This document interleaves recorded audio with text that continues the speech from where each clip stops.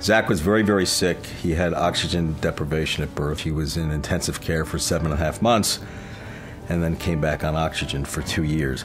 I mean, he was struggling so much. And when you see him on, I mean, you know, you see your this little baby on a, you see him on a ventilator and gasping for breath and trying so hard, but God, did he fight. I really wanted to write the book, I think.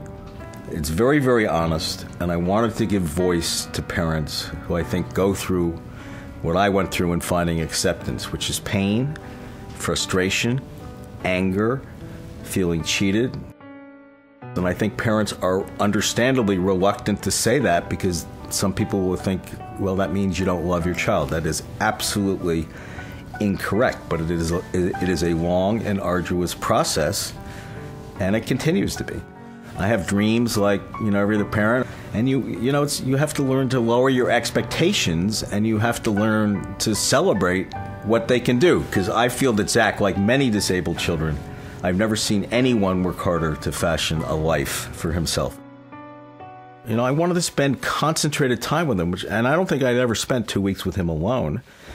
And I thought a cross-country trip would be perfect. I decided that to make sense for Zach, he loves people, and we should go back to places where he's been before. Grand Canyon, Mount Rushmore, and no interest in any of that. Yosemite, forget it. But so we go to Chicago, Milwaukee, then the Bataan Death March to Odessa. I don't think anyone in the history of the world has consciously gone from Milwaukee to Odessa, then to Las Vegas, and then to LA. But he loved it because he's going back, and these places become the present.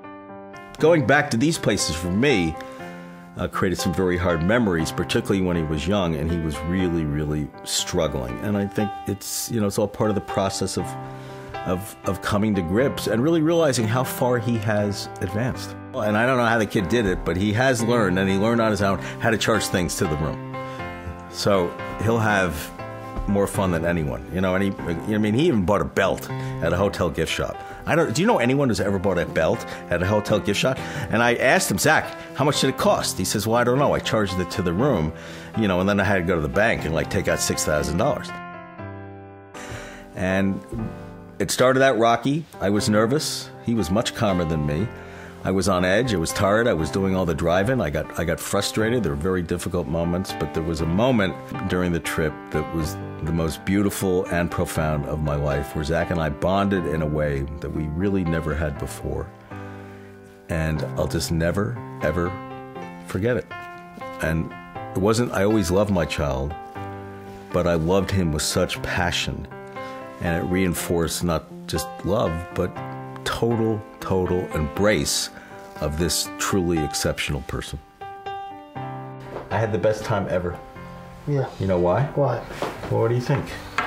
You liked being with me. I did. I loved being with you because you're kind and sweet and funny, and you're a miracle. You know what that means? Yeah. What? I'm good.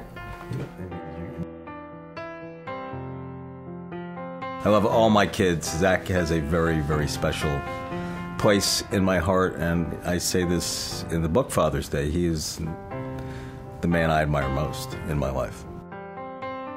So Father's Day, to me, it's a celebration. It's a celebration of both Zach and Jerry, these two tiny, tiny little boys who really should not have survived, and by their own will did survive, and are living, and in their own way are thriving. And that's my perpetual Father's Day.